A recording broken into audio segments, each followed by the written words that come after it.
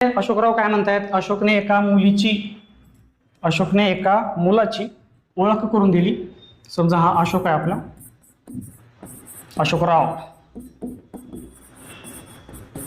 काय म्हणतात, एक मुलगा आहे याची ओळख करून दिली आपल्याला. सांगितलं की हा माझ्या पतीच्या मुलाचा मुलगा आहे. आता अशोकरावांची पत्नी हा माझ्या पतीचा म्हणजे ह्यांचाच पतीचा मुलगा आहे.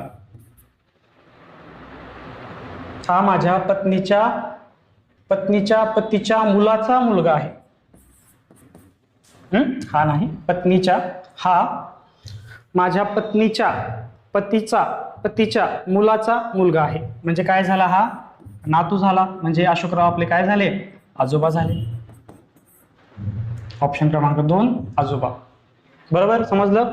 हा माझ्या पतीच्या मुलाचा मुलगा आहे म्हणजे आजोबा झाले, अशोकराव आजोबा झाले.